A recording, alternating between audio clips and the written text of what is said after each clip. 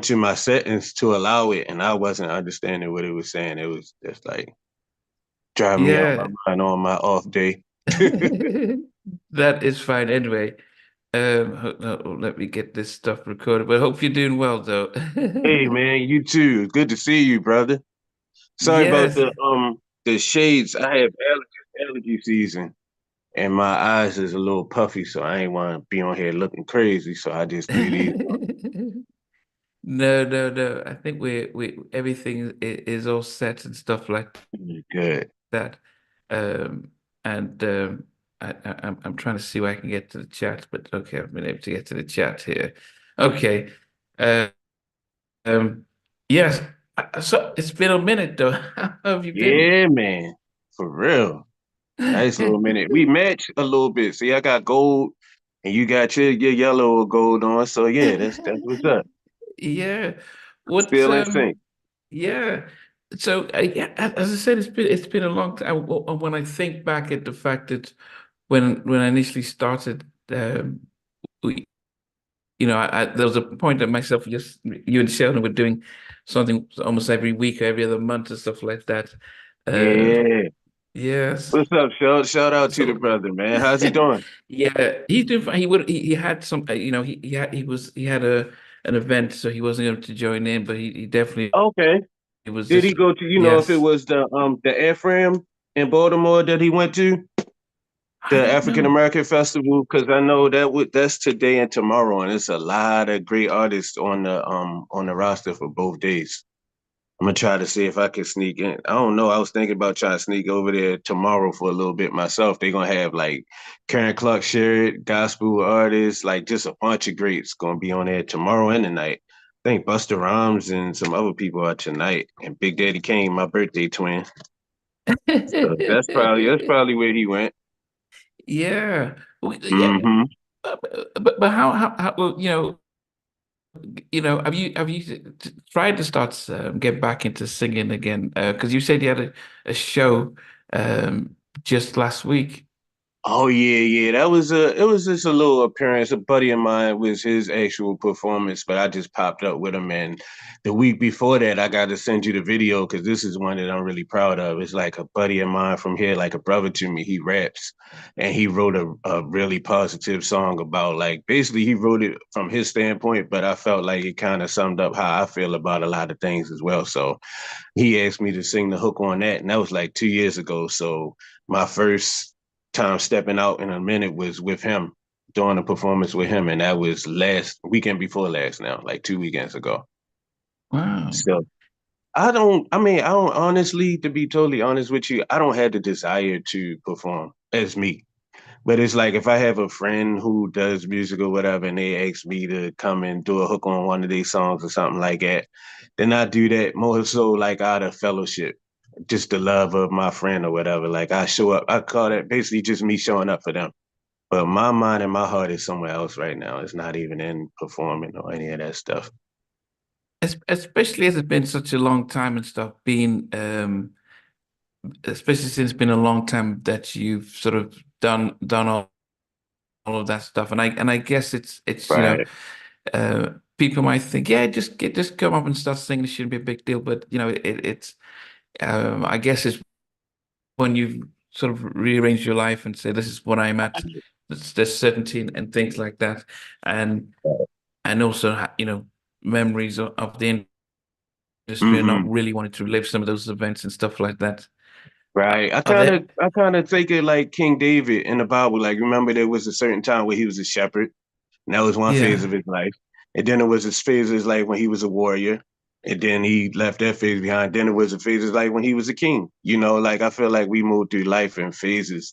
And also when you're supposed to be finished with something and you keep going back to it, sometimes life or even it's the Heavenly Father will remind you why you don't do that anymore. Like I remember one of the last times that we spoke, not the last time because the last times was when us and Brother Sheldon was all doing the talks and stuff together.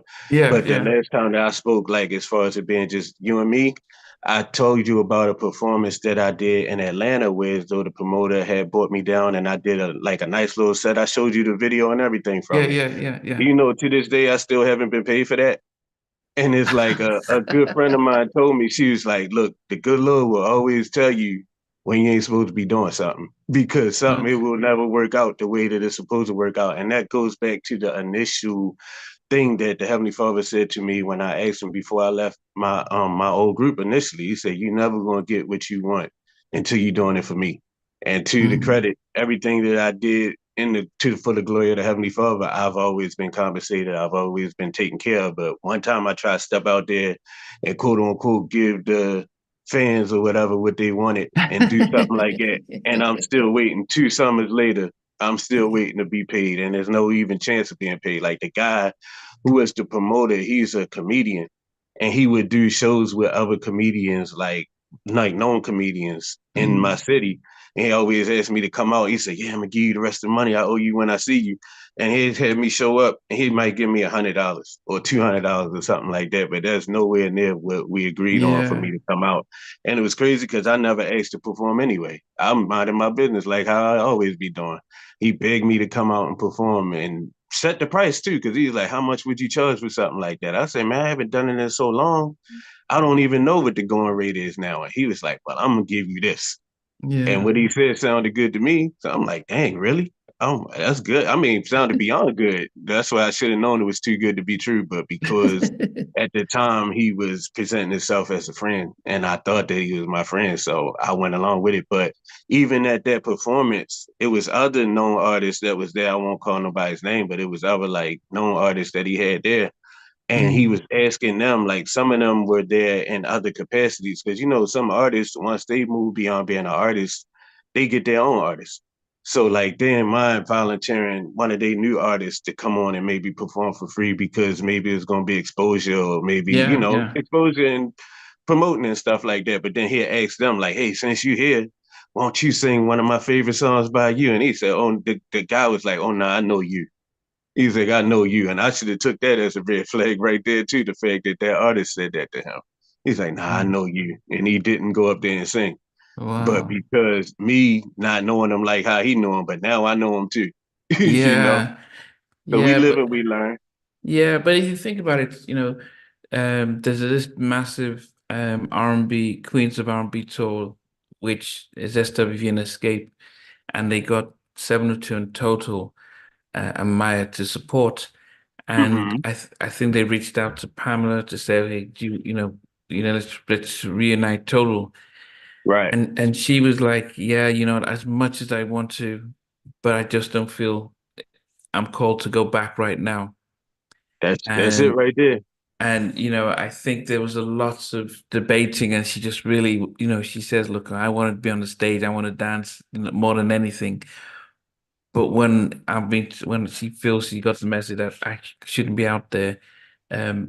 lot of people might not understand, and you Right. question it and you query it, and she understands that she needs the money and everything, but yeah, so that's an unfortunate situation. But yeah, so it's important to be able to listen and hear and do what is right. In Hmm. the time that you sort of been away, have you been following any of the sort of music scenes, what's been happening, or Almost definitely. I'm a fan before I'm anything else. You know, I'm a fan. I would say I got humbled when I met Brother Sheldon because I used to consider myself to be somewhat of a historian too. But hearing his knowledge, I'm like, oh no, I'm nowhere on his level. I'm a what they call the boxing fans that really know their boxing versus the ones that just started and they don't know as much. That I'm a casual compared okay. to his level of knowledge. I'm a casual, but I mean, I know some stuff, and some stuff I even witnessed firsthand. But when you can talk to a brother like him that know dates and times and can pull up the article and show you, I'm like, I'm not on his level, but No, no.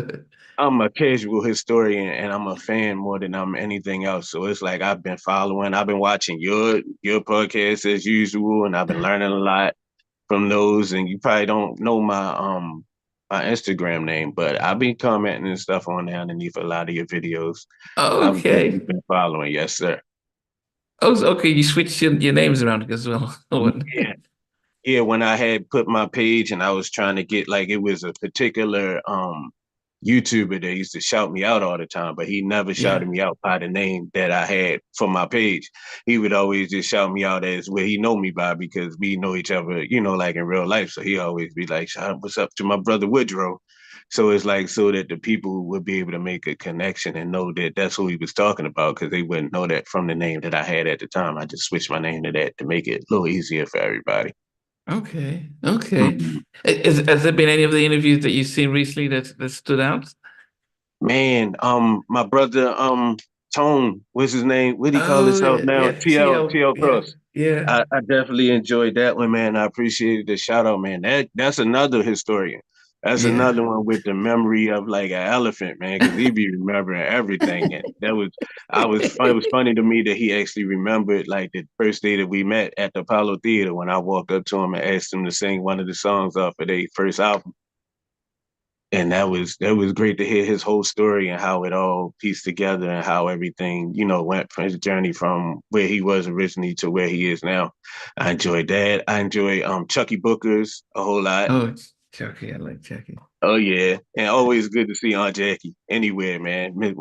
It's always good to see her anywhere that she's shedding her love and light because she just Yeah. so unapologetic with it. She just tell it how it is, Yeah. Like some people tell it how it is, but they try to sugarcoat it a little bit. Like she don't put no chaser on it. She give it to you straight, and I love it. Yeah. If you watched the last night one, we shouted you out. Did you see? Did you No, see? I didn't get to check it out yet. I actually was running all day yesterday, so when I Okay. got in at night, Yeah. I just crashed. But I plan Yeah. to check it out after we get off later on Yeah, today. because she shouted you. I was like, yeah, we Oh, miss that's our what's brother up, Woody. man. We haven't, Yeah, love her. we, yeah, yeah, Mm-hmm.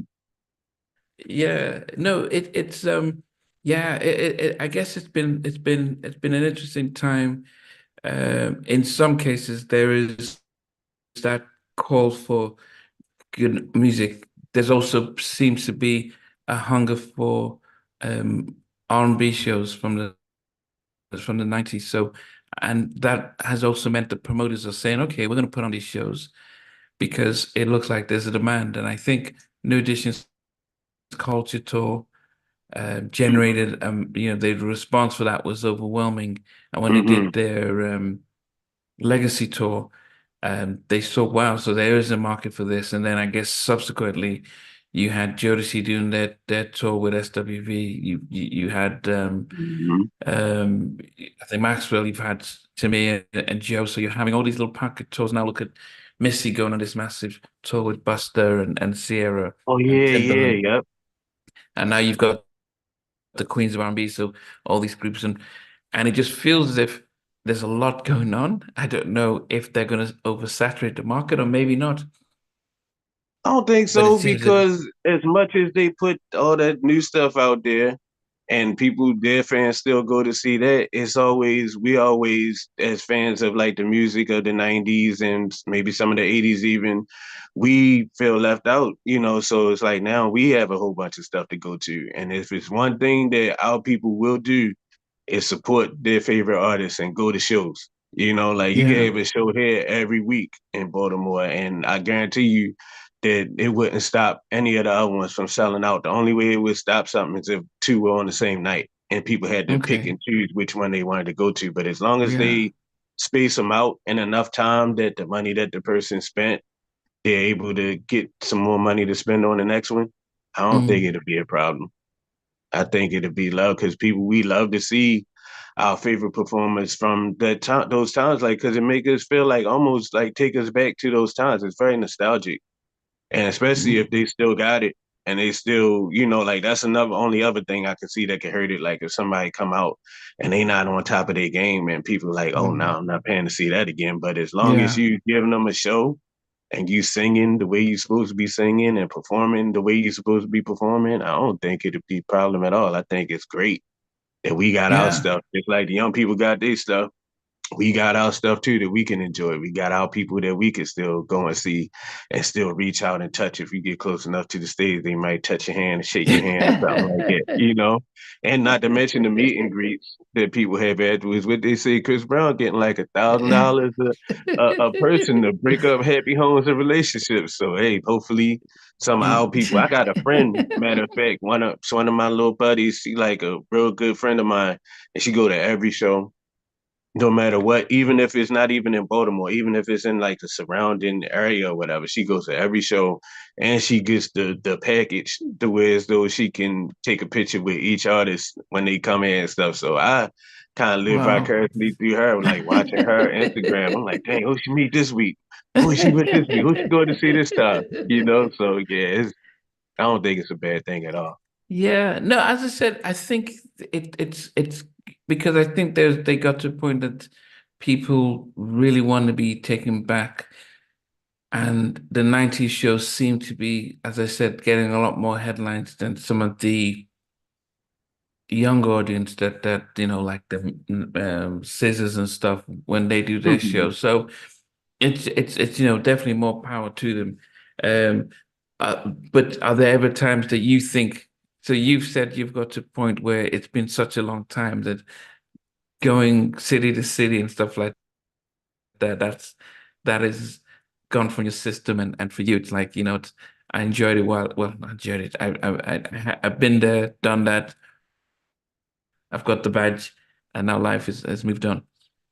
Yeah, because like I got a cousin. It's funny you asked me that because I have a cousin who's a truck driver and he Mm. was finally able to come off the road and just do local work and come home every night. Like it's a certain peace if you're a certain kind of person. It's a certain kind of peace that comes with going to work every day and then coming home and being in your own bed and in your own home every night. I was telling Mm. him it took me probably about a good 5 years for me to actually start hanging clothes up in my closets and stop living out of suitcases because I was Wow. just conditioned to do that, you know. So it's like once you get out of that and get over it, it'll be super tough for somebody like me to go back to that. Like it's just like you said, it just was a time in your life. And at that Yeah. time, I can't even really say I enjoyed it because like a lot of nights when we would have like one city and we have a show, and if we had like a 2 night off break or whatever, like it would be customary for them to get hotels in the next city and we can just rest there and maybe go to the malls and do things in that city. But me personally, I used to fly home and then just meet them in the What? next city because I was just so longing for home and longing for my family. And it's a Wow. little different now because my mom and dad were alive at that time. So I was Okay. really rushing home to my home with my family, with my mom, my dad, and my siblings. But now that my mom and dad have passed on, like Mm. it probably would be that aspect of it would probably be a little easier. But the whole hustle and bustle of it all, the whole hurry up and wait, and you got to be downstairs by this time for your lobby call and this, that, and all that other stuff. I can't say I miss any of that at all. How did what did I know you told a story about how they tried to convince you to come back, but my mom's had to the pastor had to talk about give an example for your mom to say, okay, I'm going to let him do it. But when you guys were doing, when the albums out to you, one of the biggest bands in the States, how did your parents, especially your mom, what was she? How was she? Was she proud? Was she happy? Or how did she, at the height of Drew Hill, how did your mom Oh, feel? she was proud. She was super proud, and she would, like let everybody know. Like we had like these little cards that came inside the CD cases or whatever. They were like these little 3D hologram cards with our pictures on them, and also like these stickers that were like tattoos. You know, those old school tattoos. You put water on them and you stick them to your body.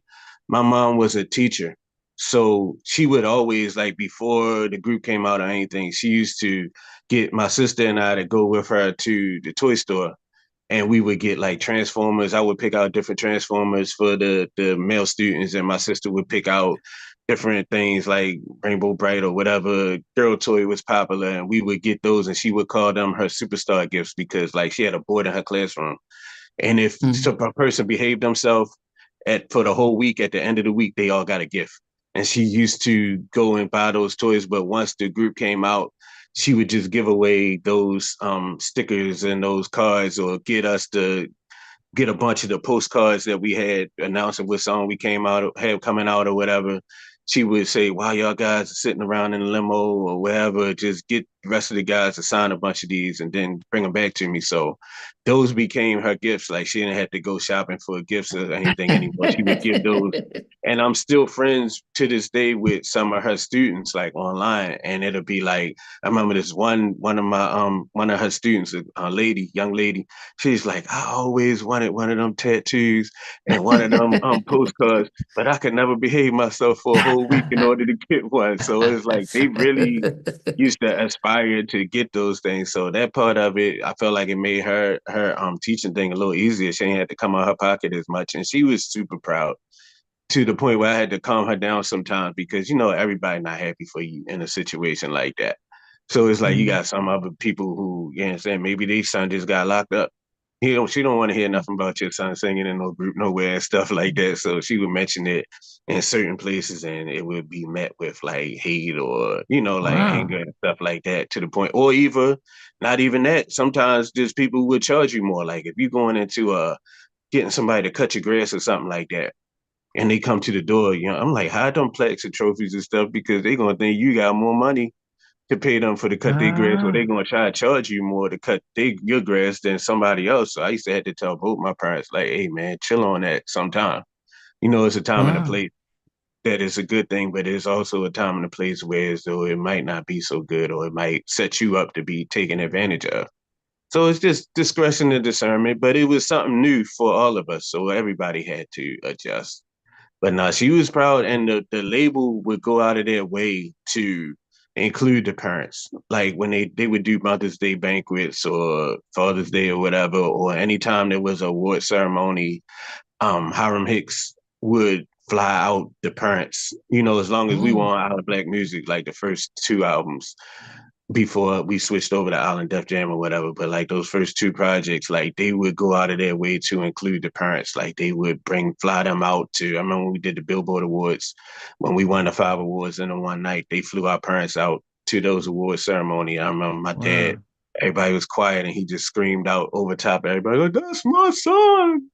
So it's like they much credit to Hiram Hicks and the staff of Island Black Music, because they definitely went out of their way to include our parents in everything that we did.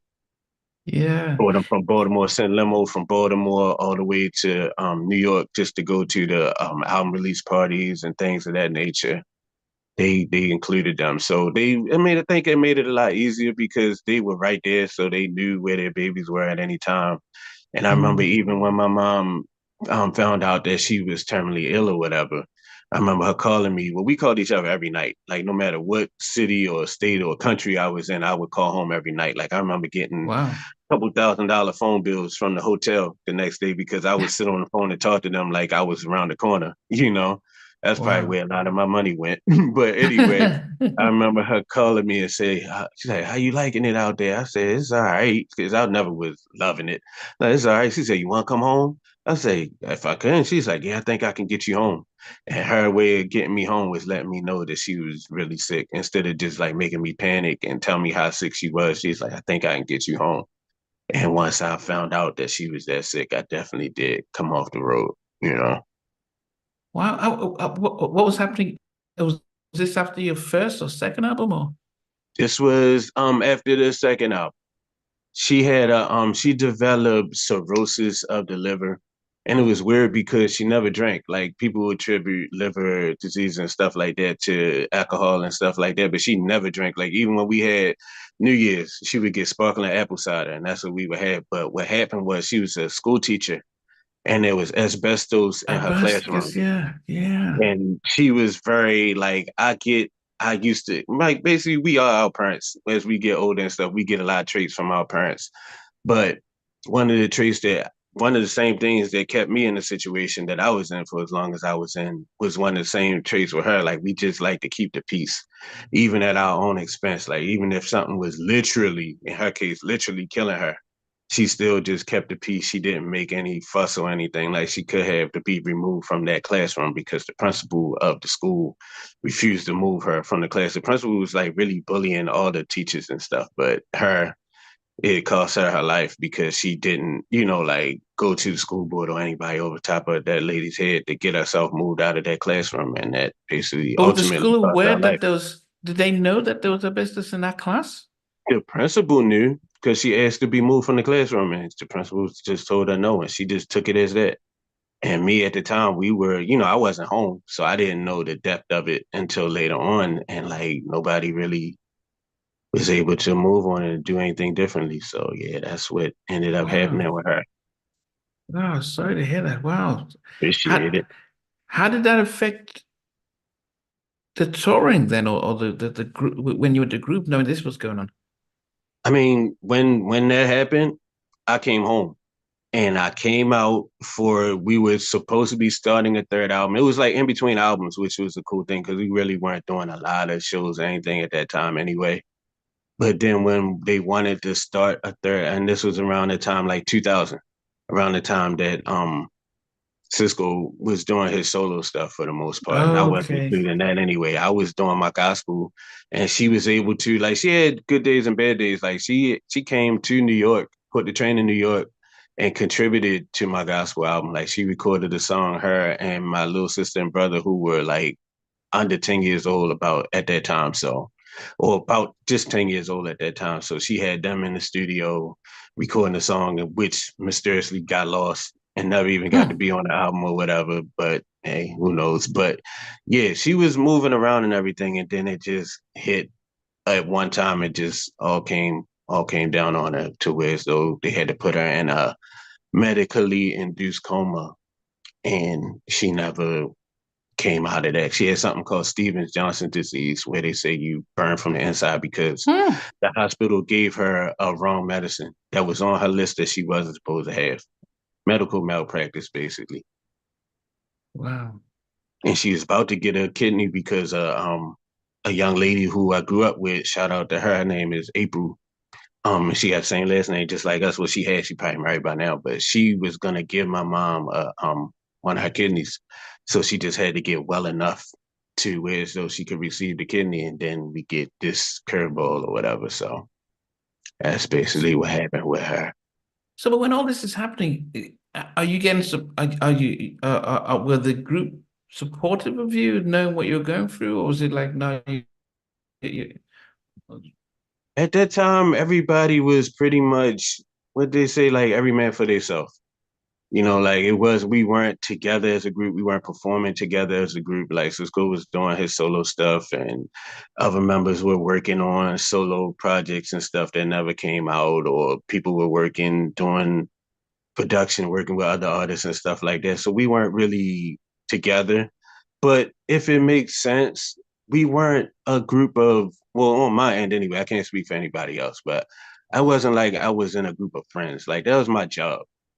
So it's like they did pretty much what you expect from any job. Like when something happens and you get a what's it called, an edible arrangement or something like that. Sorry for your loss, but it wasn't like we was hanging. I did have friends and people who were like family to me who were around through everything like that, but it wasn't the people that you saw on stage with me. No, I they came thought to you the because funeral and some, but no, outside of that, like it wasn't like a regular like checking in and stuff. If anything, it was check in, are you all right enough to come back out on the road and stuff like that? Or would you like to do this? Or would you want to do this show that's coming up? Or are you going to stay home with your mom? Because there was a period where we were supposed to start the third album before it started. And that was a period where we went out to LA and we went to the studio like maybe twice. And the rest of the time that we was there was just like a bunch of partying and stuff like that. And I was like, man, for real, I could party at home. I won't go home to where my mom is and I'm gonna stay with her and ride this out with her or whatever. So that was pretty much that. We did one song out of the whole time we was out there, and that song ended up being on Cisco's second album. It's a song called Without You that we all sung on. I started off and then Jazz and then yeah, it's like a song with all of us on there. But that was supposed to be on our second album, but it ended up going on his second album because I wasn't going working out at that time. because I came home. Yeah, because I always thought that because you and Cisco met in second high school or was it middle school Middle and school. stuff. So I assumed that you guys were friends. I mean, to be totally honest, I felt like we all were friends before we got signed. But you know Uh, how the industry goes, it's a lot of divide and conquer. Like this person will pull you to the side, like, oh, you don't really need this person. And then at the same time they pulling that person to the side, you don't need this person. And so it's a whole lot of mm, that, or people trying to get close to each individual to the point where next thing you know, everybody got their own entourages and everybody got their own people, you know. Everybody got this person that speak for them or this person that be with them or whatever like that. So it turned into that. Like originally we were friends. The first album was basically conceived out of me going to a university called Coppin State that was around the corner from where Nokia lived. And I would come over every day because he had I'm not gonna go into it because that's not my business to share. I'm sure he shared it before, but he had a crisis of sorts. And it was basically me coming over every day after my classes doing a wellness check on him that resulted in, and when I would get there, he'd have a track or something that he pulled up that he was working on. So then he and I would sit down together and put words to those melodies, to those beats and stuff that he had. And then the other two would come over because they would be working, or yeah, they both would work at the fudgery or whatever. So they would come over after they got off work and do the vocal arrangements and the harmonies and stuff like that. And that's how the first album really came about. Like we did really operate as friends and as a system on that album. But if you look at the difference between that and the second album, it wasn't so much that you had one crew that would work in the daytime and the other crew that would work at night. And the vocals, if you listen to the background vocals on the second album, the first album, you got a bunch of songs where it's though it's all of us on every song. Not every song. It's some songs still where it's only one or two, but on the second album, it's really like two people singing background on this song, two people singing background on the other song. And then when we would get together to rehearse what we had to sing live, then we would learn the parts and we could sing it together.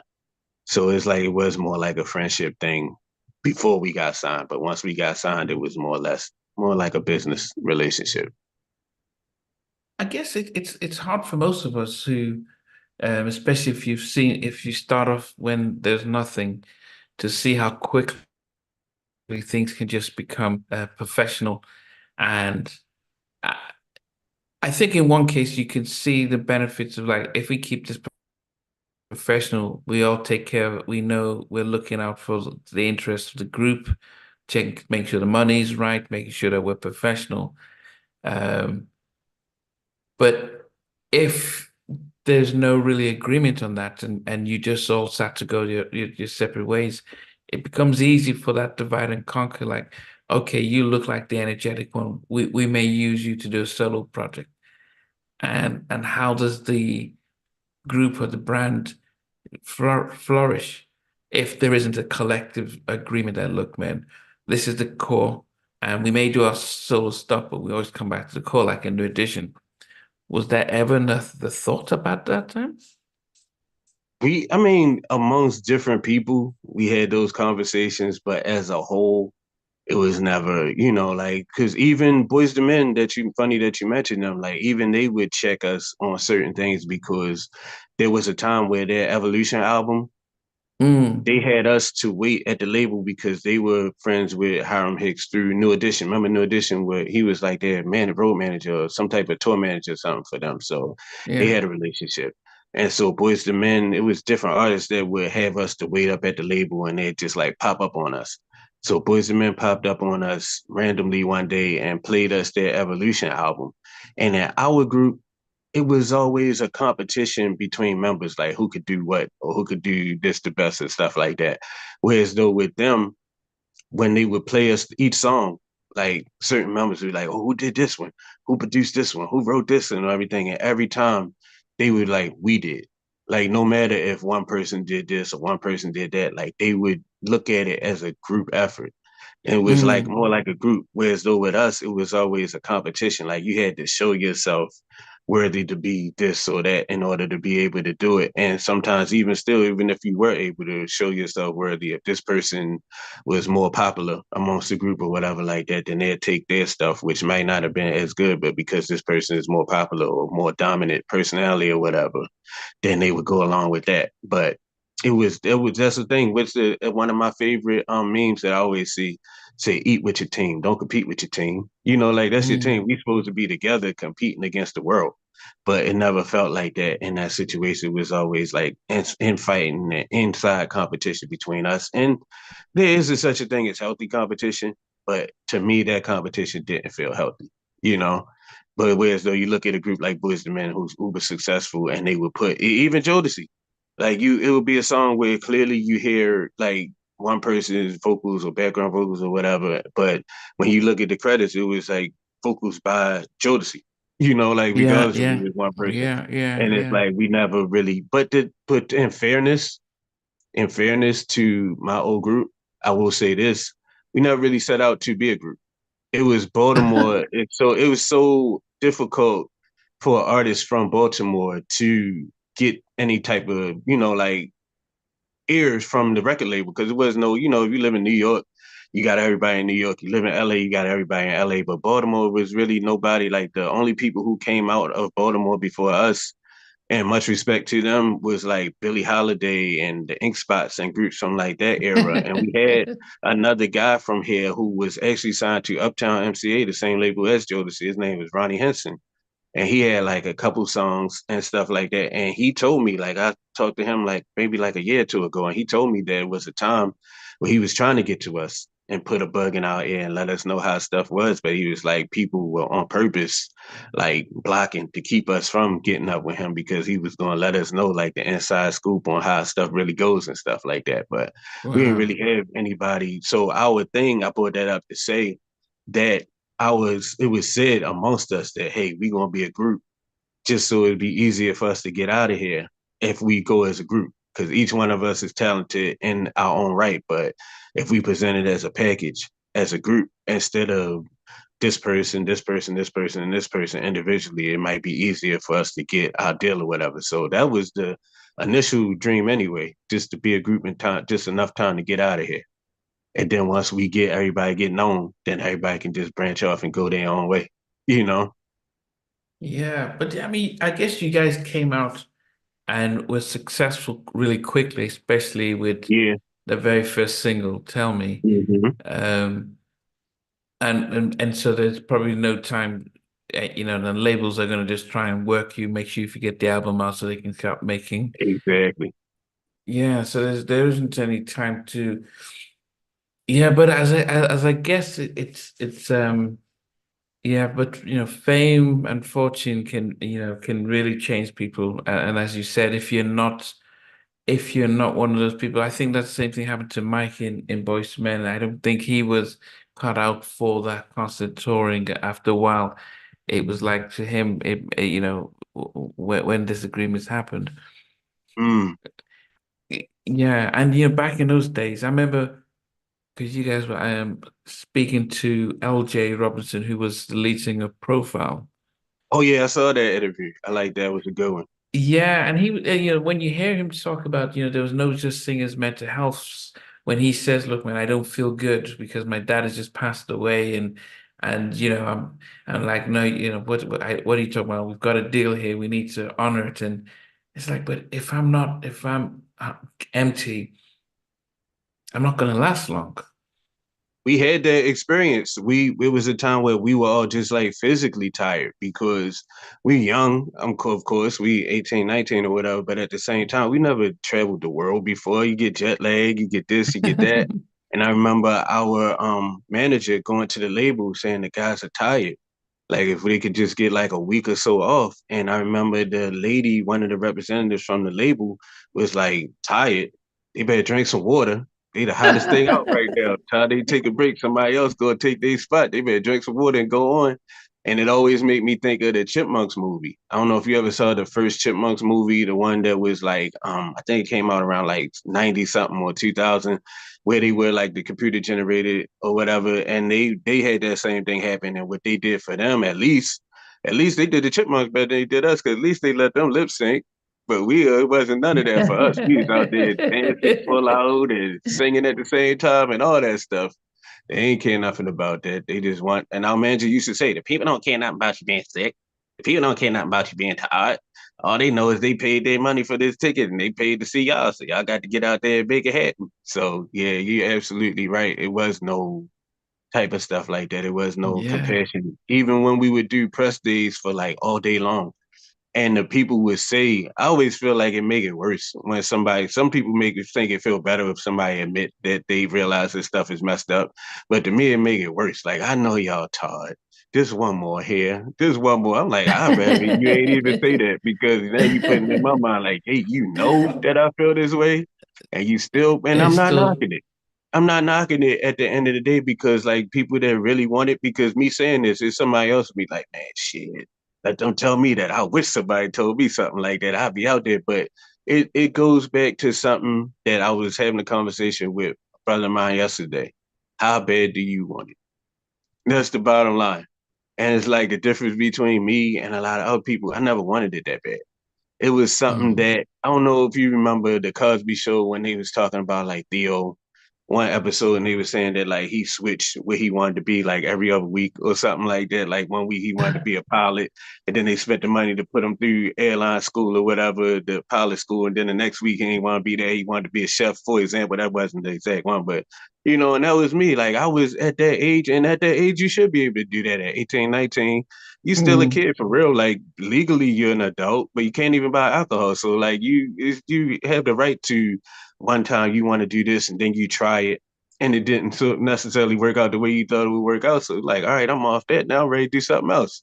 So like Yeah. I wasn't my heart for it wasn't like everybody else's. And when it came to like spending our own personal money, the little bit of money that we made for shows, we basically would put it right back into more shows. Like instead of us making money when we do shows, we not making nothing because we're doing pyrotechnics and stuff that people don't do until probably like their third or fourth album. We doing this on our first album, on our first tour. Where each person got a bodyguard, and I can't speak for nobody else because them guys was pretty popular. But I ain't need no bodyguard. There's nobody paying me no mind like that. You feel me? And if they was, in my mind, I'm just like, I grew up with my mom and dad. We huggers, like we people. So it's like if somebody do run after me, I'm gonna stop where I'm at and I'm gonna turn around, I'm gonna give them a hug, and I'm gonna sign whatever they want me to sign, and they gonna go about their business. But it's not like I need no security to keep all them people off of me or whatever. But it's like a lot of things that we did was more so for image, and it was put to us in a way that we're investing in our future, so that when we get 40 and 50 or whatever like that, we'll still be able to tour. In my mind, I'm like, man, I'm not trying to be doing this when I'm 40 or 50. I'm trying to be home or doing something else by that time. But it's just like people gotta be like minded, and that's the biggest thing. Like I'm not here at this point, like before when we talked, even I was more like, oh, this person did this to me, that person did that to me and stuff like that. And which is not lying, which was true. But at this point, I'm just like, all this stuff happened and it was supposed to happen to show me that something wasn't for me. And the people Mm. that's still there and still doing it is for them. And they still doing it. You see what I'm saying? But sometimes we have to go through things in order to know something is not for you. Like even with food, like I remember my mom when I was little, she used to cook different things. And I'd be like, ew, I don't like the way that look or something like that. And she's like, just try it, baby. I tried. And then to be my favorite food after that, I'm like, Mom, can you make some more of this? Can you make some more of that? And then other stuff, I shunned it away and I still don't mess with it. But it's like the only way that I know that certain stuff was for me or wasn't for me is that I had to try it. So it's like Mm. all that stuff was me trying it. And it's like, as you can see, looking at everybody else that's still there, that still show up and do all these tours and shows. I just had this conversation actually with one of the members, called me like probably like a month or maybe a month and a half ago, try to see if I wanted to. They always put their feelers out to see if I would want to be interested in doing something and stuff like that. And I was like, man, there's no offense to y'all. My calling and my life is just different from like from that. And it's not different from everybody because there's other people that feel like me. Like shout out to Pamela, like you said. And Mm. she wasn't convicted to go that way. And I'm the same way. I just don't feel convicted to go that way. And I think that people in general had to learn to be okay with that. Like everything's not for everybody, so it's not about Yeah. this person is a bad person or this person sucks or this person is messing up, whatever. Because something that they all say at their show, from what I was told, who want to be here are here. You know, so sometimes people had to accept that. That sometimes somebody don't want. It's okay to not to want to do something. Like it's not. It's okay in every other walk of life for somebody to decide that something is not for them and they don't want to do it. And people understand. But why is it that when it's in a situation like that, it's not okay for a person to have their individual autonomy and say, this is not for me, without having to be a Well, I bad get, guy or looked at as a villain or whatever, you know? yeah, we start off by talking about how fans are um buying tickets to see their own groups and stuff. So of course there's that sense of, well, because you guys, you all made millions of dollars as recording artists. So, you know, and you must have enjoyed it because we think we would have if we were in that position. So, You but know then what? no one Not to hears the cut you off, but let me backstory. just say this one thing. I was talking to a friend of mine. Well, he an associate of mine. He's not a friend because friends don't do what he did. But anyway, an associate of mine, and he does like he does music, but he also does like movies and stuff like that. And he was asking me, you know, like if I was gonna be going back out doing any shows and stuff. And he's like, man, you imagine? He said, man, you know how many people would like to be in your position, man, and you don't want to do it. I say, check this out. I said, the easiest way I can try to make you understand is this. I want a beard. Like, don't you know? Like, I mean, I got this, whatever I have, and it's cool, and it's coming. I'm doing the necessary things that I'm watching different people that's supposed to be experts on it and stuff like that. But I Mhm. also go on Instagram, and I just saw a guy yesterday had a beard just like one that I want, how I want mine to be. And what did he do? Cut it off and just got a little goatee. And some people felt triggered, even in the comments. They like, why would you cut off a nice beard like that? But at the end of the day, that's his face. That's Mm. what he want. You see what I'm saying? It's like it's not for us to want. And even when I was young, I had cousins who were like me. I was always like a nerd. Like Mm. I could show you a bunch of old pictures of me, and I look similar to like the character that Steve Urkel played. Not even saying that he was like that, but the character of Steve Urkel. And I Mm. had cousins who were like the cool guys. You know, like they were very handsome, and they were even when we would go on tour, I always carried a family photo album, and it would be like females in different states and countries and stuff. Like, why don't you bring him with you next time? He's gorgeous, you know. But it's like the girls that they would talk to wouldn't be the girls that, and my mindset be like, boy, let me be you for one day, and I'll show you how it's done. I had this type of girl, I had this and that, but at the end of the day, them not the girls that they want. You know, like Mm. they happy dealing with the girls that they dealing with. So it's like people gotta realize, good, that the same people who would want somebody else to put their life on hold and do what they want them to do, they wouldn't feel good if somebody made them do something that they decided wasn't for them. You know, Mm. if somebody set a plate of food in front of them with something that they don't eat or something that they think is nasty or something that even might give them an allergic reaction. Like, you Yeah. know, I'm allergic to shellfish. No, but you supposed to eat these crabs. Everybody else eating them. You better eat them. You see what I'm saying? Like, they wouldn't feel good about that, but people feel good doing that to somebody else. Like, it's a thing where as though people try to take ownership over like certain artists. I mean, artists and people who they feel are like public servants. But at the end of the day, these people are still what they're doing is a service to the public. But at the same time, at the end of the day, they're still human beings just like everybody else. Like we're Yeah. not animals in a cage. Even I don't even like zoos because them animals a lot of times in them cages don't really want to perform and stuff like that. Like if you want to perform, it's not gonna be nobody on the sideline with a whip. You Yeah. feel what I'm saying? Making you Yeah. do it or stun guns and stuff like that to make you get up there and do what it is that you do. And these people getting paid from that. They benefit from it, but that elephant ain't getting nothing. He might get a couple extra peanuts, but he ain't. You see what I'm saying? So it's just like But I just wish what that. Say yeah, that. I I'm was gonna sorry. say that what difference would it have made if you guys got your rightful pay, for publishing and performance and that business side was handled correctly? How much of a difference would it have made with your own decision to not continue? Oh, a huge difference because like it's not until what they say it's a meme, and I know I say a lot of things from memes. It's either like a lot of things I learned, it'd be just like somebody else summed it up in better words than I could. Like I was already thinking that, but somebody made it concise and made it one sentence, whereas though mine was a paragraph. But they was Mhm. like when you give somebody a chance to live without, like when you avoid somebody or you shun somebody or whatever, you giving them a chance to learn how it is to live without you. See what I'm saying? Like at that time, that was my life. So if everything would have been the way that it was supposed to be, then it would have been super hard for me to walk away from it. Because Mhm. everything was going the way that it was supposed to go. But when you already feeling the way emotionally, and like if you feeling the way emotionally, but then when you looking at your pockets, you're like, all right, well, this might make it worth it. Or if you getting your amount of stage time or whatever it might be, you like, all right, well, this is bad, but this over here makes up for it.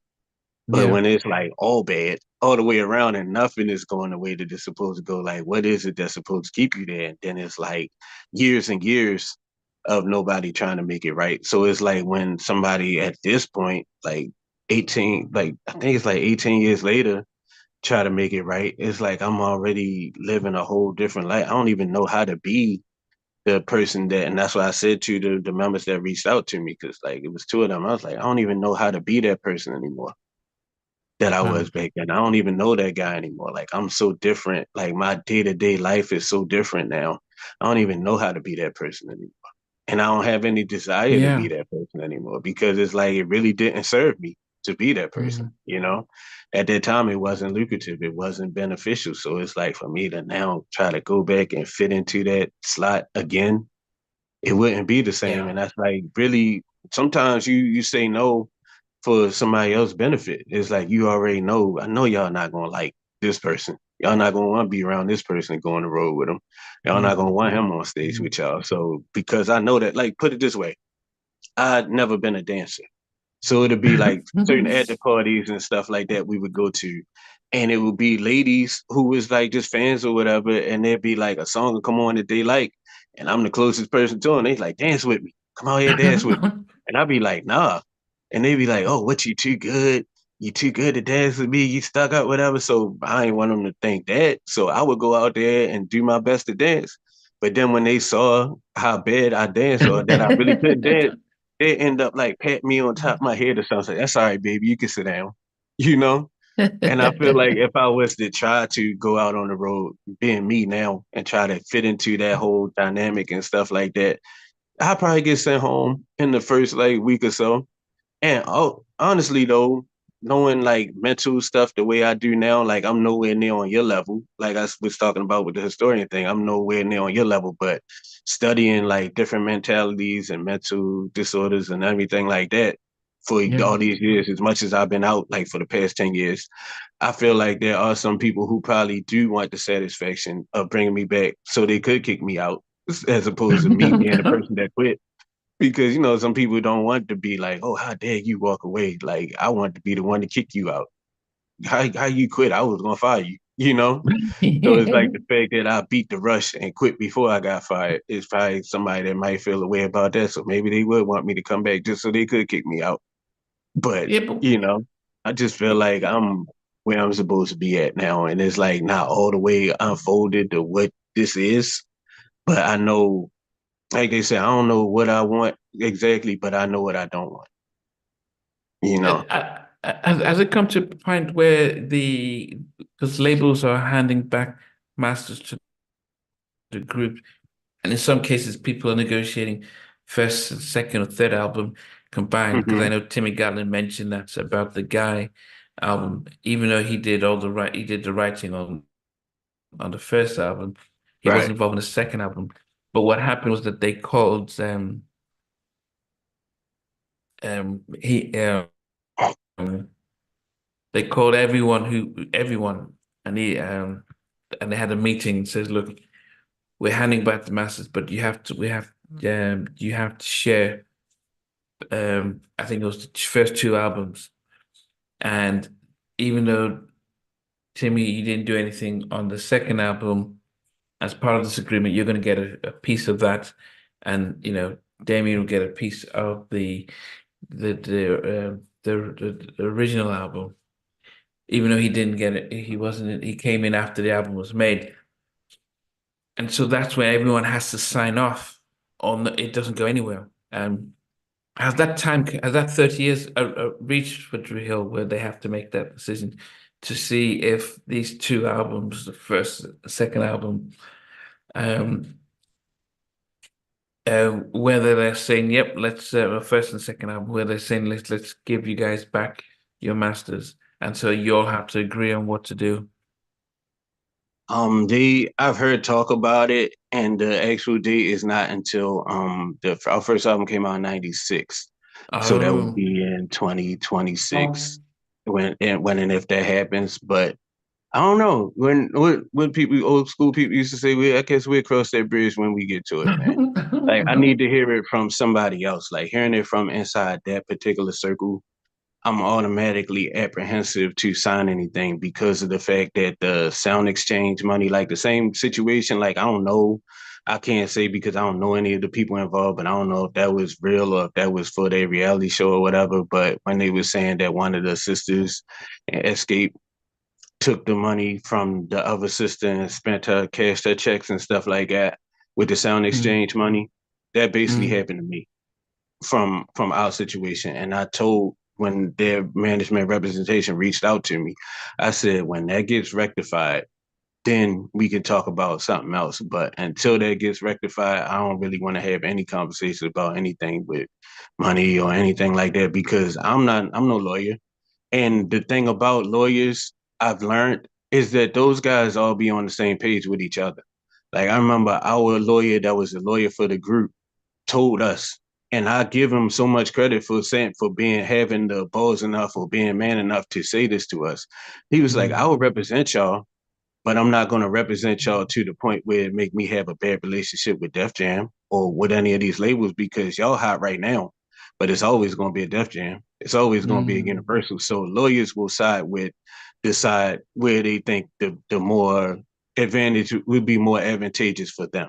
Like I Yeah. had when they did the reality show that came on Centric TV, beat the other I think it ended up on the other BT. Yeah, it's called BT Centric. They used to be out.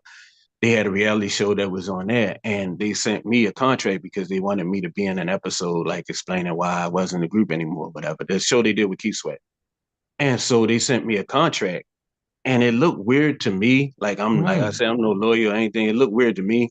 So it was a guy here who was a lawyer, and he told me just randomly. I just met him randomly at an event or something. He's like, "Man, whatever you need legally or whatever, as far as entertainment, I got you." So I mm, just like, "Hey, here's the time to take him up on it." I called him. I said, "Can I bring this contract down to your office, and you look mm, at it and tell me what you think about it?"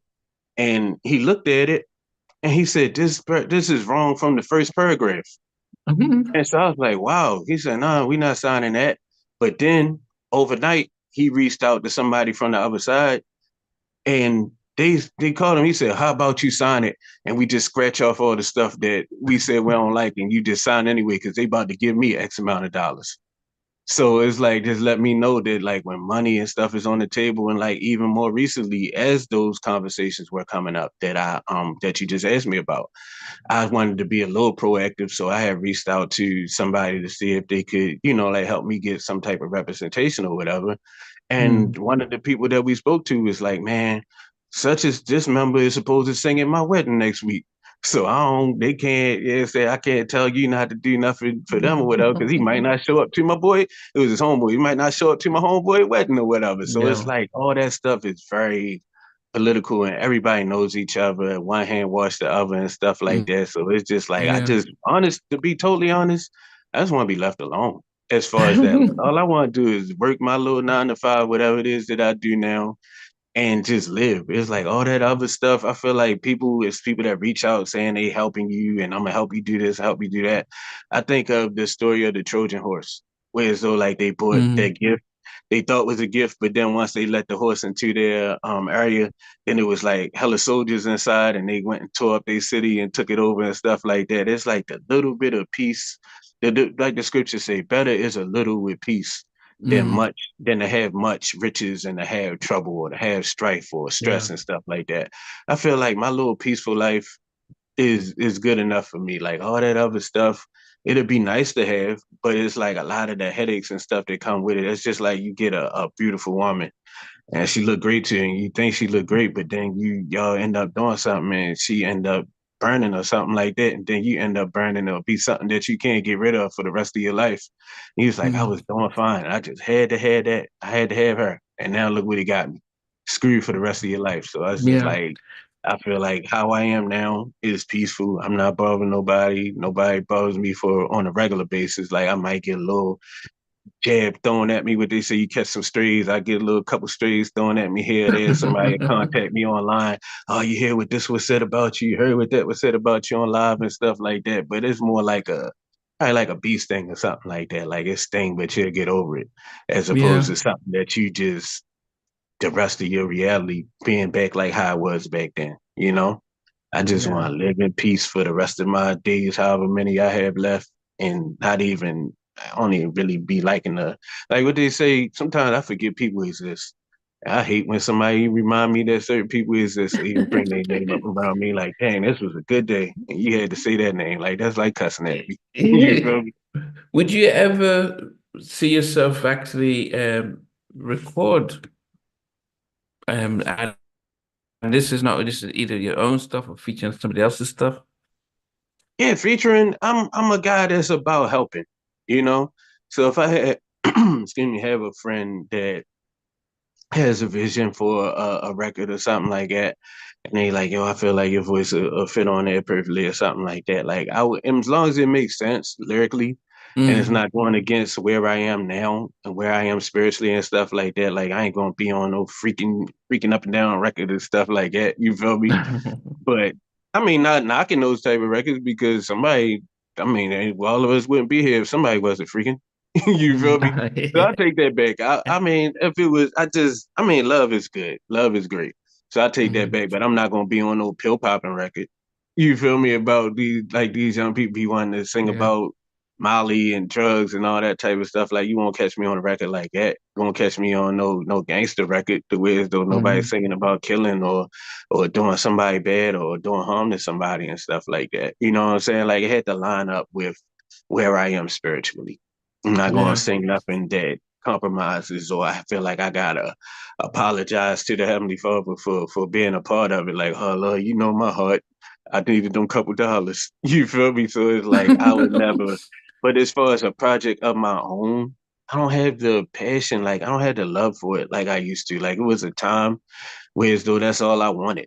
You know, like even Mm. with my gospel project, like I against my better judgment, like against me not making sure all the I's was dotted and T's was crossed and stuff like that. I just wanted to get back out to my people. I just wanted to sing. I wanted to make music and touch the fans and stuff. You see what I'm saying? So I didn't even make sure Yeah. all but at this point, it's just like I had so much fun in my own little world.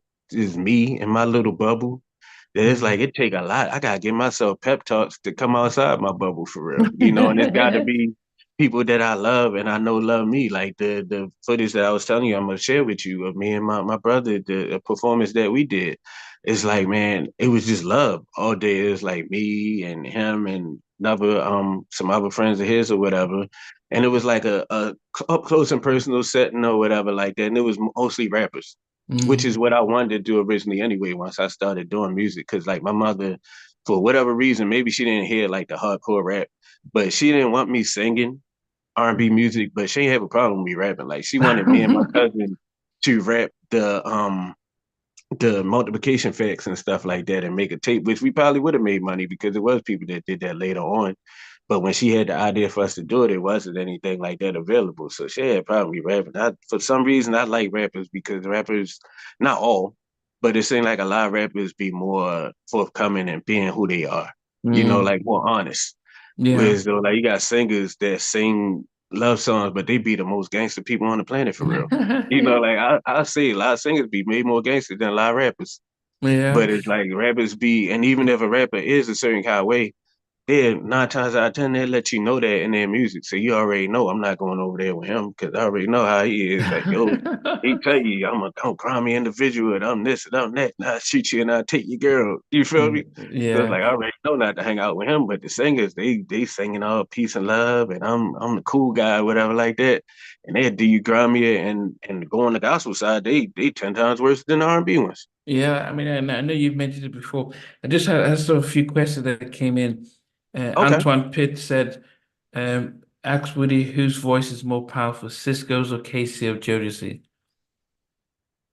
I definitely would say KC.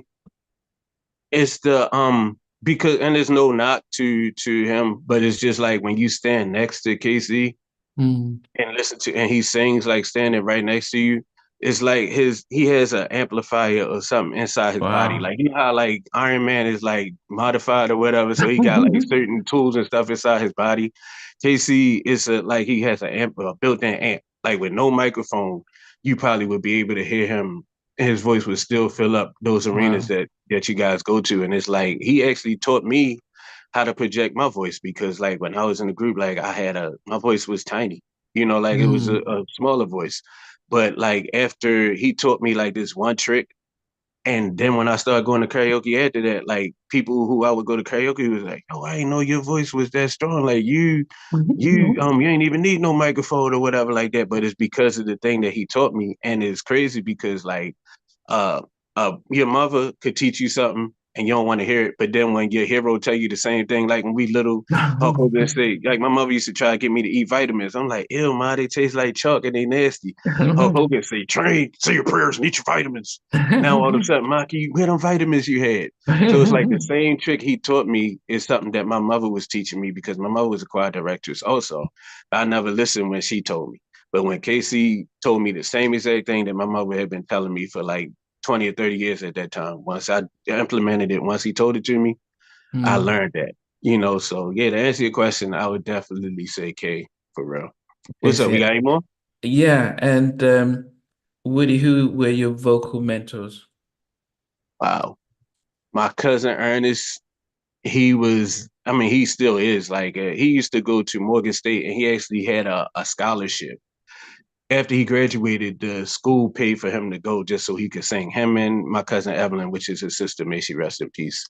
But as far as people that you guys would know, definitely Stevie Wonder, JoJo from Jodeci, Mm. Steve from Troop, KC because he actually taught me something in real life. So that is like a super blessing to have somebody you grew up looking up to, and then they actually teach you stuff in real life. Who else? I'm gonna be mad at myself when we get off here because I'm gonna think of a ton of other people that I didn't mention. But like think about most of the people who had like the smooth, pretty voices on in groups and stuff like that. Ralph Tresvant, definitely because it's like I admire the guys with the powerful voices, like the Johnny Gills and the Casey's and people like that. But I also Mm. always consider myself more like a finesse, like the powerful singers like Teddy and them. Take them off, turn them off. They do that and get their response. But the finesse, I feel like they gotta go through more work and they gotta be more intricate and almost like cerebral with their getting their points across and stuff like that. So yeah, like top five probably be Stevie Wonder and JoJo from Jodeci, tied for number Wow. one. Um, Ralph Tresvant, because that's the first song I sung in school, Sensitivity, that girls actually found out that I knew how to sing. Steve from Troop, he was That's always super. impressive. Oh, and Alan too. Alan from Troop too. Because they was like a 1-2 punch of both pretty singers. Like it was like you had John with the power, but you had two pretty singers in that sung pretty in that group, and both of them still could get you the panties for real. Like if you played their parts on the song. So yeah, like all the smooth singers, man. I love listening to Donald Jones. Like Where I Want to Be is like my number one karaoke song. So yeah, all the Yeah. smooth guys, man. Babyface. Yeah, okay. So I've got another question from Pooh, who This says, is fun. We should do a whole thing at this one day. she said, did you ever meet Whitney or Mariah during their vocal prime? I met Mariah. We did a our group did a song with Mariah, the beautiful one. So I met her. Never got the chance to meet Whitney, but I so wish I would have because just her soul that comes across like her interviews and stuff like that, and the fact that she knew the Most High and she got baptized in the name of the Heavenly Father before she passed. Her and Bobby went over to Demona with the teacher. I forget his name, Ben Ami. They went over there and got immersed. So I feel like that I would have had a lot to talk about with Miss Whitney. I Okay. really wish I would have got the chance to meet her. Uh, Latina says the song "What Do You Do with Love?" With the love you wear. Let me see. What do you do with this? What do you do with the What's the name of the song? What do you do with the love you wear? What do you do with the love? Is that? Yeah, that's one of the songs we had. Yeah. Were you on that song? That because that's one of her favorites. And if you was on the song, do you remember the session? I wasn't featured on the song. I may have been in the background vocals. I'm not sure, but I was kind of not on the background vocals for the songs that they intended to be pop songs because my vibrato is like I can't take it off. Like some people can take their vibratos off. Like Tank did a whole thing about sing without your vibrato. And I personally can't like mine is just in like the guy recipes to Benjamin Love who used to play with the Winans and several gospel groups, but he also played on Tell Me. He was like, your voice is like a Leslie organ. Like you know how the organ just automatically got that. It's called tremolo, where as though it just shakes. And that's basically like a gospel thing. So whenever it was a song that was meant to be for the pop audience, Mm. I was told not to sing because my vibrato would make it more gospely and they wanted it to be more pop. But I do remember the session because it was written by the great Diane Warren, who's a Wow. great songwriter. She wrote I think For You I Will, for Monica, like a bunch of hits she got under her belt, a lot of rock records and Mm. stuff like that. And I Yeah. remember because she had a bird and the bird was named Buttwing, and she had the bird on her shoulder the whole time, and he would like say a couple words here and there. You know how they had the different parrot that people follow here on Instagram and stuff like that. Like the parrot, I was just enthralled by the parrot for real, and wondered what it was going to say and do. So I do remember the session, but I don't Yeah. think I was on the song. Yeah, the question then becomes when you're a group, I would always assume that if you had somebody singing the lead, the background was always the group. But what I've been learning to see is that actually when you see the background, it's sometimes the producer and their people, or maybe just the lead singer and the group don't really feature on the backgrounds. Was there a reason why? Sometimes it's one member singing all the backgrounds. It's different reasons why that can happen. Like you said, sometimes it is the producer and their crew. Like you sing a Babyface song, Babyface is gonna be in the backgrounds. Like you might be in there with him, but Babyface's voice is gonna be in those backgrounds. So it's like when we did songs with him, everybody was on the backgrounds, but you hear him in there. Also, Keith Sweat.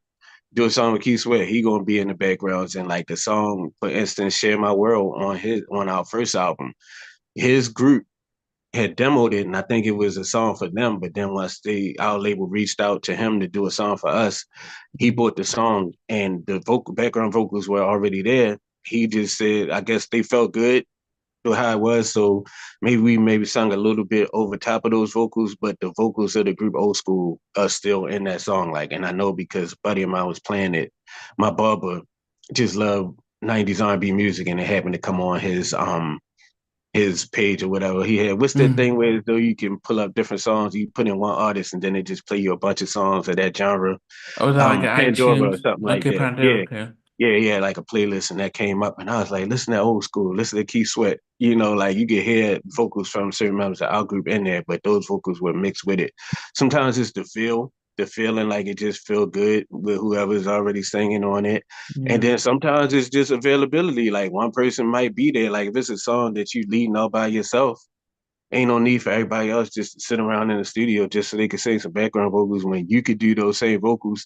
And then when it come time for us to sing it live, just teach everybody their parts. And that's what happened a lot. Like on both of the songs that I led on the first and second album, that Angel and April Showers, Yeah. I did the background vocals. Like me and Nokia was there for both sessions, so he was on a couple of notes just so it didn't just sound so it did sound like a group and didn't just sound like one person. But it was Mm. like us two, and then Cisco and Jazz used to work together a lot. And so like them two would just go in and do whatever notes needed to be done. Like it's like for one, I mean, different reasons for different groups, but with our group, not to sound cocky or anything, because like the thing say the same thing and make you laugh or make you cry. When you got Mhm. too much talent in one Mhm. place, it's like you don't need everybody. You can just get one person or two people to go in there. Like Well, my okay. mom, even before she passed, when I was doing my gospel album, it was songs where as though all the backgrounds was me. And she'd be like, "How you do that, boy?" I'm like, "What you talking about?" She's like, "How you make it sound like it's a bunch of people, but it's only you?" And shout out to the late great Marvin Gaye for being one of the first to explore that technology, because before that you had to have background singers, even as a solo artist. But he was one of the first one that started going in and doing his own background vocals. And you listen to some of Michael Mm. Jackson's off the wall stuff, sessions and stuff like that, where it's a cappella and it's him doing all the different notes and stuff like that. So this technology. Like I Mm. said, the first album, it was a lot of songs where as though it was everybody all included, and we'd go in and do each note separate, and then we'd come in together and stand around one microphone and actually do all the background vocals together. But as technology Mm. progressed, it really wasn't a need for that. As long as you can replicate it live, he's like, hey, it really don't matter. Okay, I've got another question. So, um, Kerry Thompson says, "Enchantment Passing Through is one of his favorites. Do you remember who produced that?" That was Elton John gave us that song. Elton John, Okay. Elton John, the legend for real. Yeah. Yeah, that was his song. And it was for a Hmm. soundtrack. And it was called Aida, the movie that it was for. Yeah, Elton John gave us that song. And I Okay. wasn't on that one at all. Like, matter of fact, that's the day that I met KC. And we were actually back at the hotel playing each other music. And then he was like, "Man, take me." He said, "Take me to see the rest of the guys." So I ended up riding in a car service and riding over to the studio where they were. And he came in and surprised everybody or whatever, because I just happened to bump into him in the lobby of the hotel. And so like he went over and surprised everybody, but I wasn't included. I wasn't on that song at all, because once again, it's another one of those pop songs that was meant for like the pop audience, and not my voice Okay. with the vibrato wasn't for those songs. So yeah. Okay. And then the other question was, who would be your top five male singers? This is by Ron Ron. Of now or period? Just in general, and yeah, all time. So if you Oh had to, man. Goodness. which male singers would make your top five? And Stevie Wonder, once again, Hmm. JoJo Haley, Casey Haley. I don't know if you want to put them as one or whatever from Jodeci. Okay. So yeah, that's three. Man, Donny Hathaway,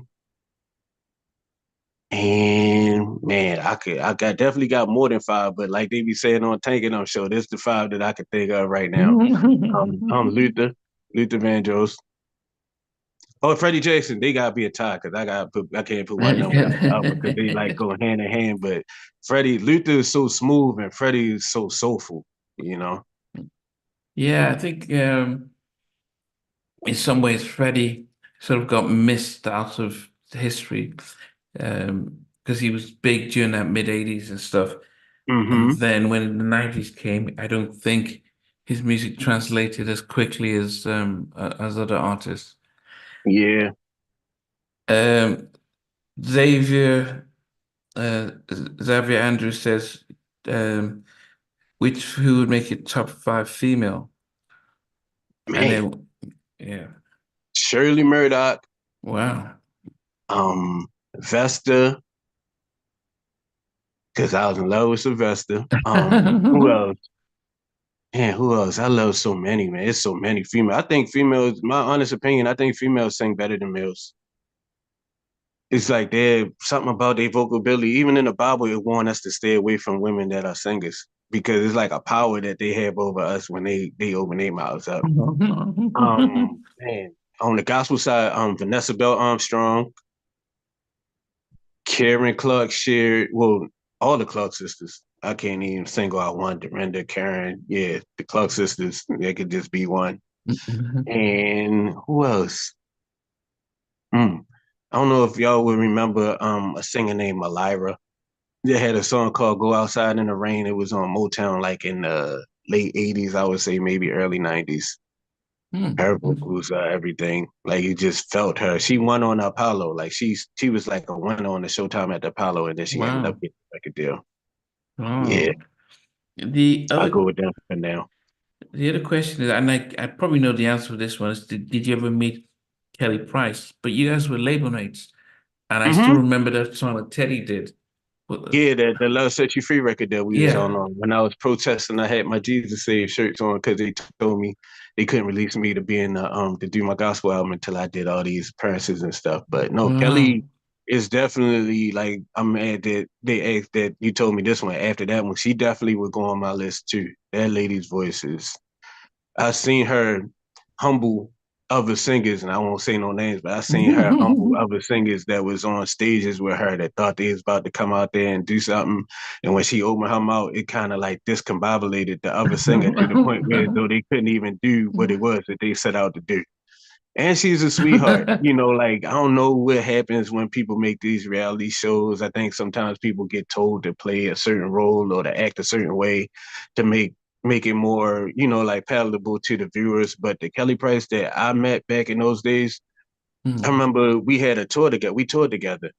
And she told us, like, man, why y'all got, you know, like why we got these type of hotels? We should have like those extended stay hotels and I could cook for all of us.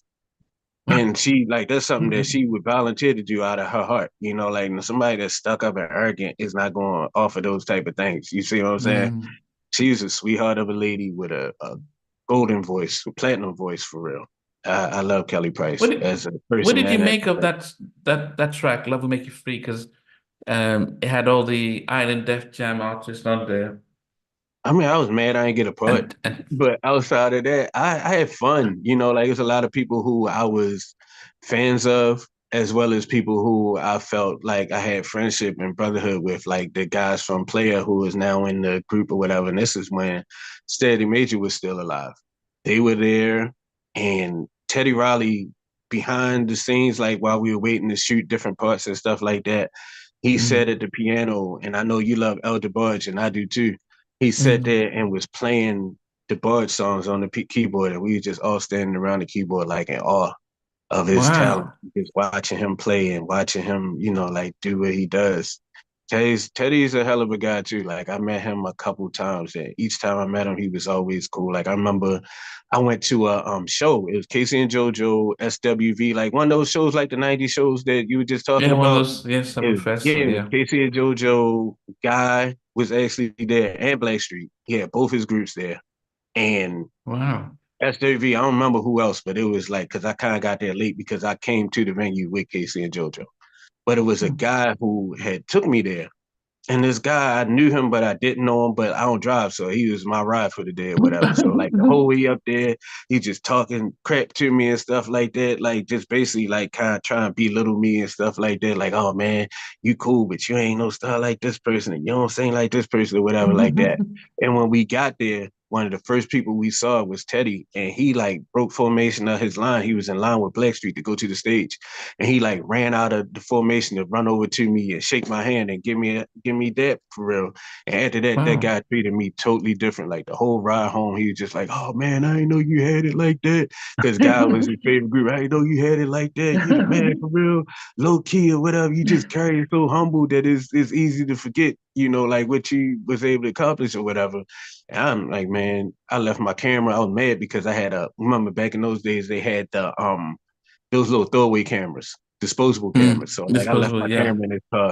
And he's like, you don't bring your camera to you, get your pictures developed. I said, man, keep them pictures, man. Fuck you. Those never say nothing to me no more. But it was just crazy that how his temperature just changed completely. And then like Aaron had came over to show love.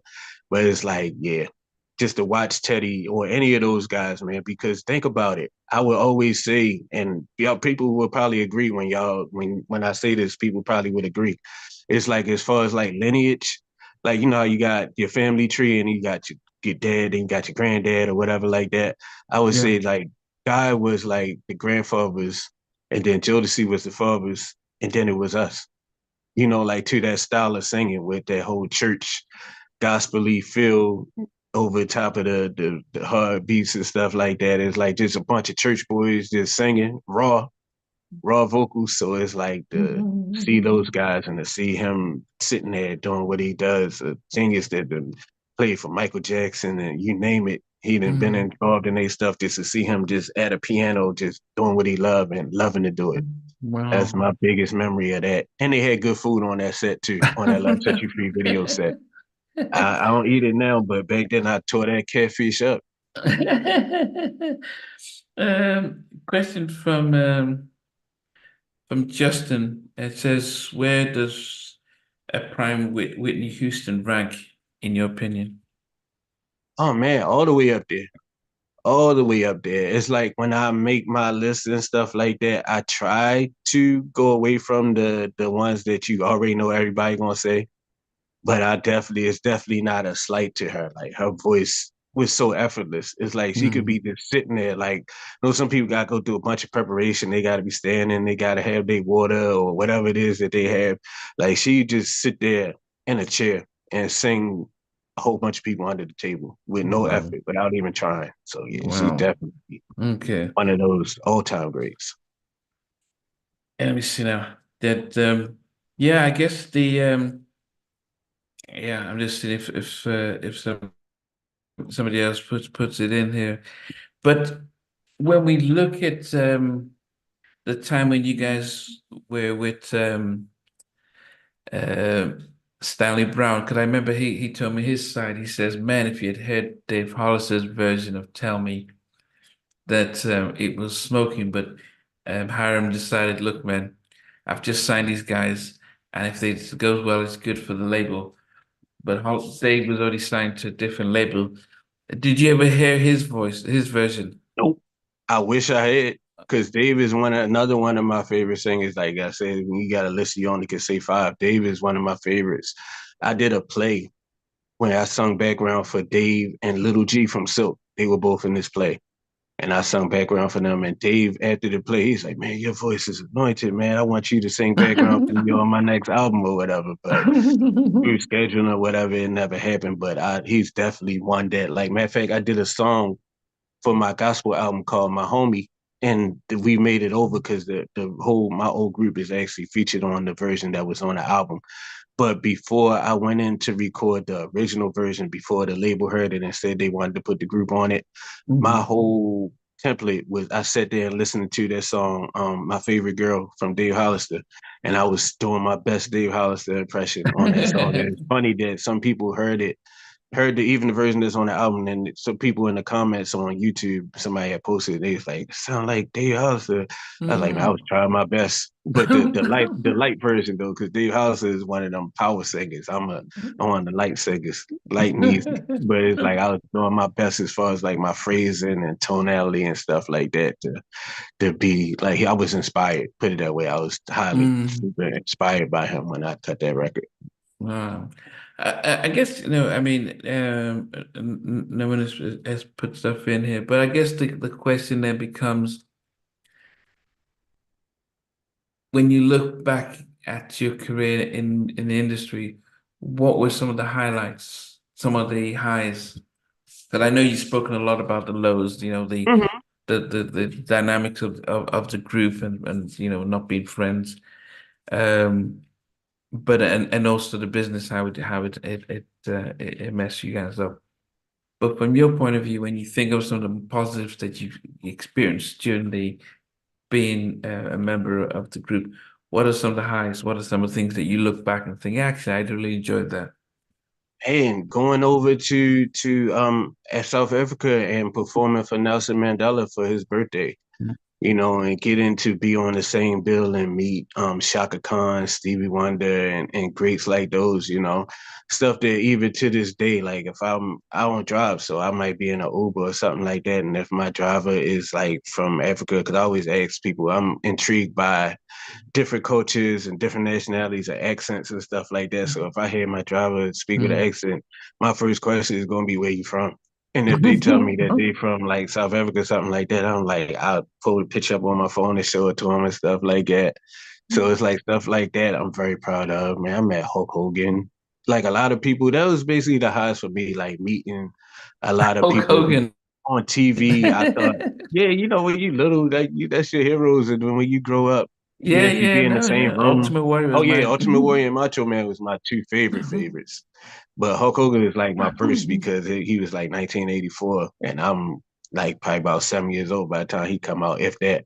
So it's like meeting people. That's one of the biggest things for me. Meeting people who I would just, other than that, I'd just be watching them on TV. So to actually meet these people and have like photos with a lot of them, like I used to carry around a photo album everywhere I went. Now we got phones, so we don't have to carry a heavy Yeah, book or can you whatever. But I used to imagine? carry a photo album in my backpack everywhere I went with like the photos of all the different people that I was blessed to meet. Like that was always a plus. And then just I don't want to call it a power, but the gift that you might make somebody day just by taking a picture with them. Like somebody might be having a bad day, and then the fact that you could just take a picture with that person, or back in the day, sing on a voicemail or something like that, and you could just like the power to the gift to be able to brighten somebody's day. Mm. Just Yeah, from being yourself, like you don't have to go out your way, you don't have to do nothing crazy, you don't even have to spend no money. Like sometimes it's just the gift of you being somewhere makes somebody feel good about themselves or makes things good for somebody. So that those things like that I would never, like feel bad about.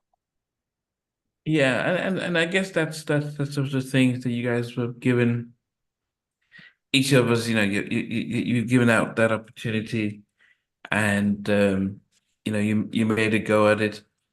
But it's really hard. No matter what, you may have the best employees, the best co-workers, but if you ain't getting paid, there's only so much of that you can Right, handle it. And I think right. that's always the point because when you And when guys, you ain't getting paid, but somebody else getting paid, and y'all yeah, doing the same thing, and y'all supposed to be together, and you find out this person is getting this and you getting that, and y'all doing the same thing, you're like, hey, man. But I yeah, will say this too, on the positive side, man, a lot of stuff is learning lessons.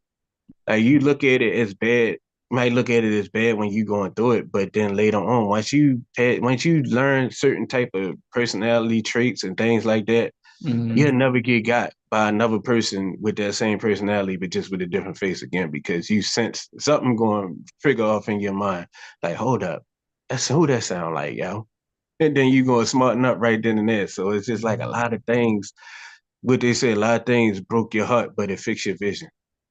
wow, So it's like a lot of things I've been through. I don't necessarily look at them as bad. Only thing I look at this point as bad is if somebody continues to do these things here and now in 2024.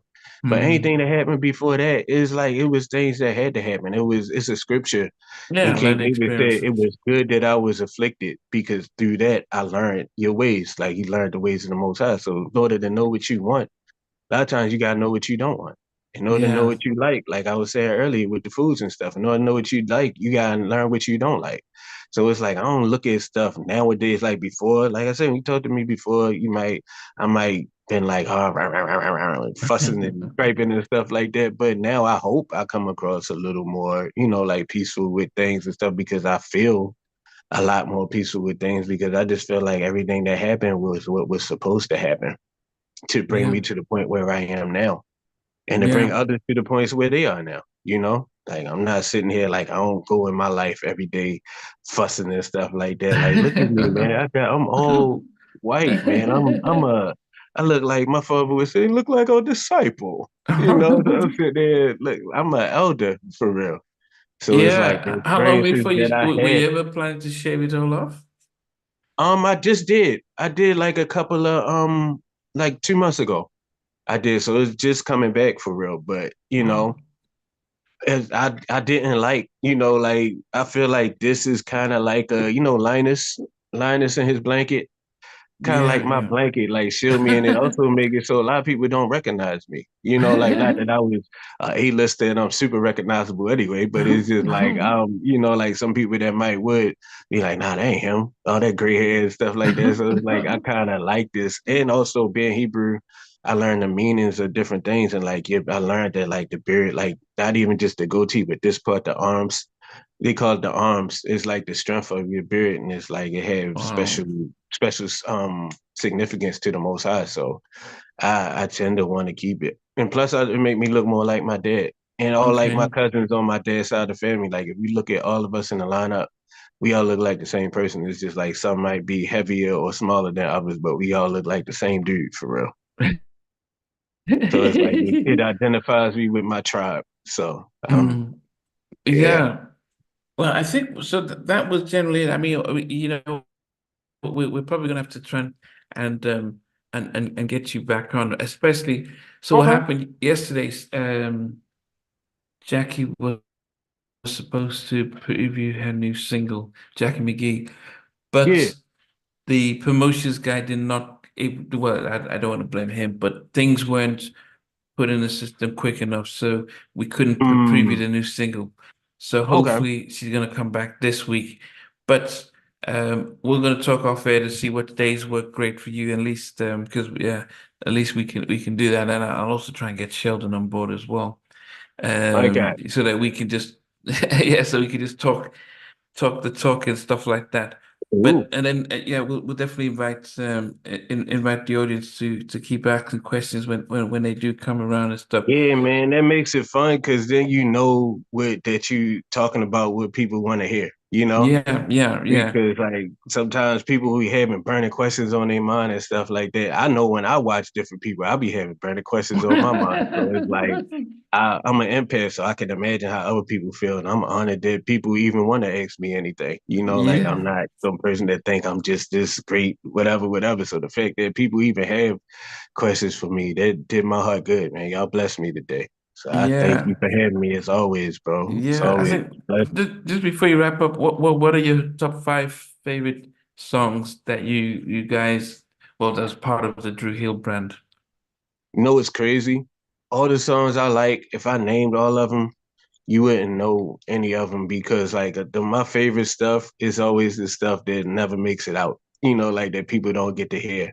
I love exclusive stuff, but Mm. outside of that, the songs that people would know, probably just my three songs. My song that I did from dedicated to my mom on the third album, which ended up, and it's also like they made it a combination of that song and the gospel song. Like the last two songs on the third album I love because it's personal. I sung it in honor of my mom because she had just passed away right before that, called My Angel slash How Could You Forgive Me?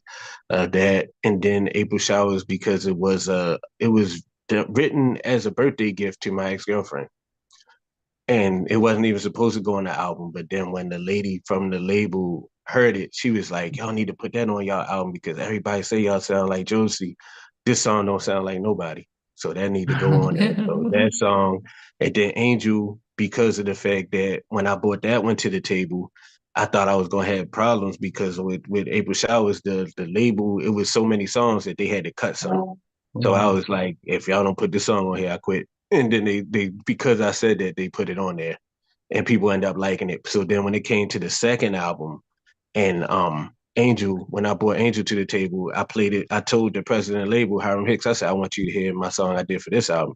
He said, I don't even need to hear it. He said, after with the first album, I gave you a hard time, but people like that song. So whatever you got is going on there.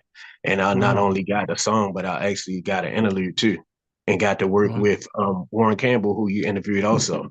Mm. Got to work, and I remember him, the stories that he was telling about him working with Suge, and he was saying that like Suge would never get his publishing situation where it need to be. He'd just be like, "Oh, come on here, just play this song. We give you some money for that." That happens a lot too. Like instead of people going back and giving you the money that you earned and worked for, they want you every time instead of them giving you what they already owe you, they need you to do something new.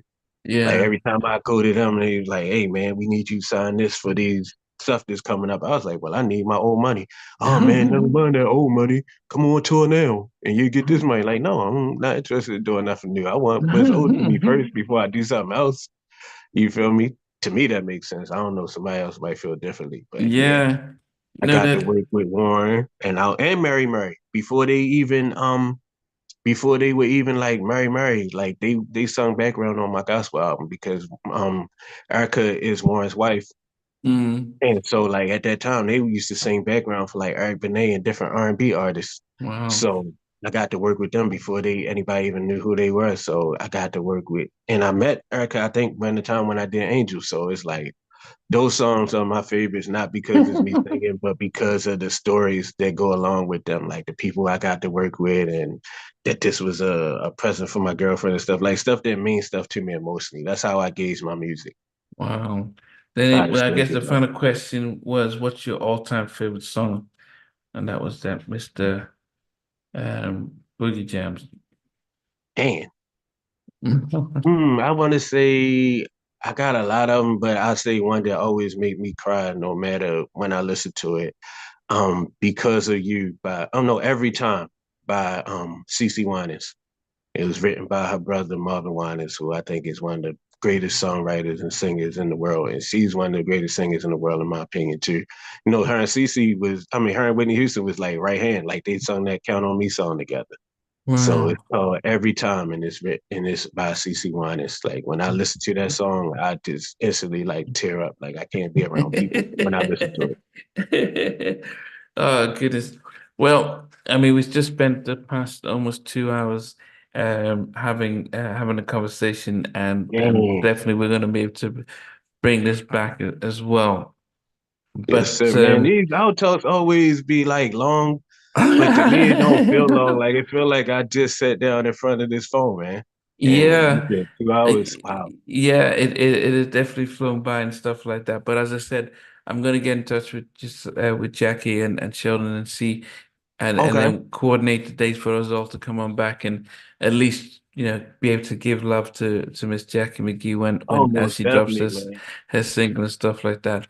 A Um, legend, excuse me, and a sweetheart, man. It's so funny, like just randomly times I'll be riding, like I said, in my Ubers and stuff, getting around and Make It Last Forever just come on, like whatever my driver be hitting on like a station that played like old school R&B and like okay. it's the best school R&B for real. And Make It Last Forever just come on. I sit there, she'll tell you she got videos of her phone of me just like making it like recording myself sitting in the back, bobbing my head to it and stuff, and I said it to her. So yeah, it's cool to have somebody like that, and then you actually know them in real life. Like you actually can contact them and send them stuff like that. Yeah, So that's yeah, like the upsides that we was talking about, like the blessings of being the time that I spent in that business. You know, like just the people that I've been able to make friendships with and be, like cool with. I'm yeah, thankful for that, especially somebody like her that's on a similar walk to what I'm on for real. We can yeah. encourage each other. So that's definitely going to be something that I'll definitely put in. But for all you guys who have been doing amazing and sending the questions, we want to thank you. Thank y'all for that. And Y'all made it even more fun than it always is. and for those who are just watching, please always try and get involved because you ask the questions, we put them out for you and stuff. But as I said, I'm going to coordinate to bring Woody back, and if you get more questions back, then I mean, if I didn't go in depth with some of the things he mentioned about life in Drew Hill because we've done our halftime chat interview, Hey, which right. is Just a way go up back on and cup. watch them. Yeah, you can go back and watch that. So, but Yeah.